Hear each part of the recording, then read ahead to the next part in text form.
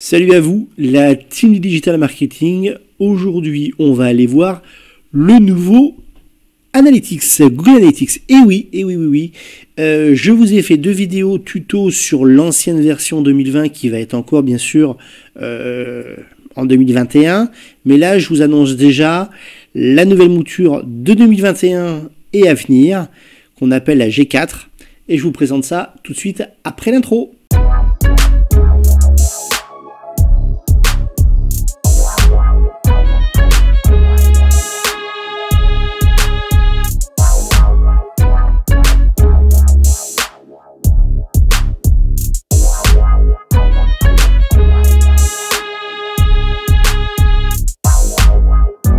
Alors, voilà, donc là, c'est l'ancienne version qui est en haut. Donc, il y a quelques semaines, j'ai déjà commencé à migrer plus ou moins. Vous allez comprendre tout à l'heure que je dis migrer plus ou moins.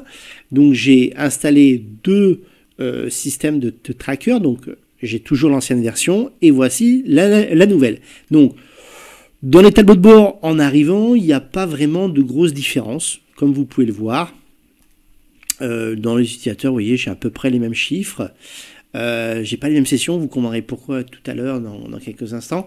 Mais je voulais déjà vous montrer un peu l'interface, à quoi déjà elle ressemble par rapport à l'autre, vous voyez.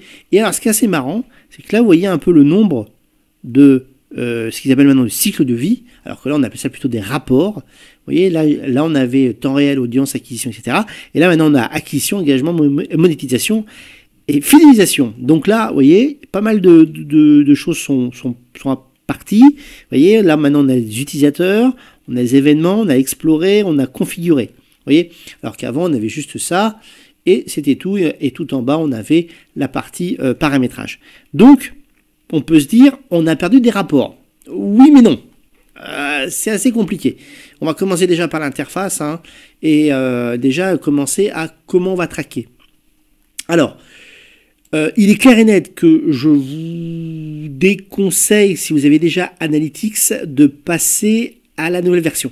Déjà, peut-être pour les nouveaux, oui, parce qu'ils seront obligés, vous allez être obligés en fait de passer sur cette interface-là dès lors que vous allez créer des nouveaux comptes. Pour l'instant, malheureusement, je n'ai pas vu de plugin sur WordPress qui permet de gérer encore la G4. Bon, alors là, ça va être un problème. Donc, WordPress...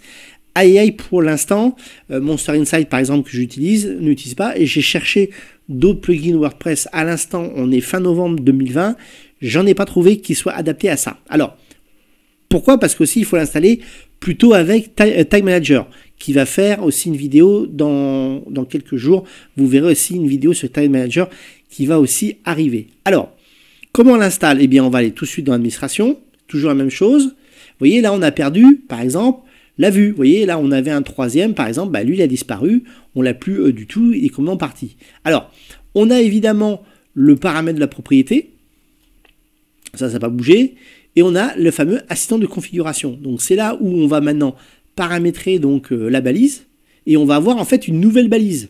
Alors, c'est ça, alors on va avoir une balise web, voilà, et voilà à quoi elle va ressembler cette balise web si vous passez pas par Tag Manager, voilà. C'est ça. Donc en fait, ça n'a plus rien à voir avec l'ancien, même avant. Le UA est fini. Maintenant, c'est G. Voilà. C'est G tiré. C'est plus du tout UA comme avant. Vous voyez. Et on a l'ID de mesure qui est G, qui était ici. Exactement. Voilà. Donc ça c'est assez nouveau. Et on a bien sûr l'installation via Tag Manager qui se passe très très bien. Et il n'y a aucun problème par rapport à ça. Et je vous ferai dans la démonstration de Tag Manager comment installer cette VV4. Donc pour l'instant, on peut l'installer sur des nouveaux sites internet. Il n'y a pas de problème par rapport à ça. Et on aura, alors il est prévu dans les mois à venir. Donc il y a certains pays qui l'ont déjà, de pouvoir migrer en fait carrément les données de l'ancienne à la nouvelle. Parce que l'ancienne va être abandonné. Attention, l'ancienne version va être abandonnée. Donc, il va falloir vous mettre sur cette nouvelle version de façon à un moment donné. Pour l'instant, cette version-là est encore en bêta. Voilà, elle n'est pas du tout prête encore, car il manque beaucoup de choses. Voilà, c'est un peu le problème, il manque beaucoup de choses. Voilà, donc l'interface déjà temps réel, ce que ça donne, c'est sympa, voilà, ça change de look. Là, par contre, ça a changé de look. Donc, acquisition, on va retrouver la vue d'ensemble, voilà, de l'acquisition. Alors, quelles sont les nouveautés par rapport à avant? En fait, tout simplement, Google va, on va dire, à terme, abandonner carrément la gestion des cookies. C'est clair. Et on va arrêter tout ce qui est session, page vue, etc., comme on avait avant. Ça va tout passer ce qu'on appelle en événement. Voilà, donc session, page vue, ça sera fini, et on passera tout en événement. Et les événements seront mis en place du côté natif. Alors ça c'est assez fou, c'est que en fait, il va pouvoir traquer nativement, comme vous pouvez le voir ici dans les événements. On a maintenant les pages vues ici, les clics, les engagements, même les scrolls et la première visite. Donc vous voyez, ça a un peu changé. Alors, vous pouvez me dire, oui mais tiens, j'ai moins de rapports. Eh bien en fait non. En fait, on a beaucoup plus de rapports qui sont ici. Donc si je fais afficher les événements, je vais encore avoir un nouveau. C'est-à-dire qu'en fait, on va rentrer de plus en plus dans des rapports. Enfin, ça va être un peu, c'est un peu le principe des poupées russes. Donc là, on peut voir les événements qui sont au fil du temps, et on peut voir ici donc l'engagement par rapport au nombre, donc les nombres d'événements par rapport au nombre d'utilisateurs, par rapport au nombre d'événements. Vous voyez un petit peu le truc. Bon, ça c'est la monétisation et la fidélisation. Alors ça, ils commençaient déjà à en parler dans l'ancien avec l'analyse des décors, par exemple. Ça on le voyait, fidélisation des utilisateurs aussi. Ça, c'était des rapports qui étaient en bêta dans l'ancien. On a bien sûr les données démographiques. Donc là, on sait un petit peu les utilisateurs donc, par pays. Donc on voit, bon, je ne pense pas que le système d'IP soit résolu, mais bon, des fois, attention, c'est un peu pipeau. Donc là, par exemple, pour voir, je pense, la ville, il va falloir, voilà, vous voyez, c'est ici, alors qu'avant, on avait plutôt un truc qui était plutôt horizontal. Voilà, donc là, on voit un petit peu plus la ville. Techno, bon, pas terrible. Les conversions, les conversions. Alors, par exemple, ce qu'on a perdu, ce sont les filtres. Voilà, les filtres n'existaient pas. C'est pour ça que ceux qui veulent partir, on va dire tout de suite, qui ont déjà Analytics, ne partez pas parce que par exemple, la fonction filtre n'est pas du tout mise en place dans cette version-là. Donc on a aussi les configurations d'audience, propriétés des utilisateurs, etc. Donc en fait, on a l'impression qu'on a perdu, mais en fait, on va gagner sur d'autres datas qui vont nous permettre en fait de retrouver un peu nos petits au fur et à mesure. Mais c'est vrai que quand on arrive, on a l'impression d'avoir tout perdu. Vous voyez, acquisition d'utilisateurs. Non, c'est toujours là. Acquisition de trafic, c'est toujours là aussi. Vous voyez, là, on voit bien encore Google, etc., etc. Là, on voit très bien Quant, Yahoo, Ecosia et compagnie. Alors, vous voyez, on a utilisateur et session. Bon, là, je pense que ça, les sessions, ça... Donc, ils vont mixer avec ce qu'on appelle des événements.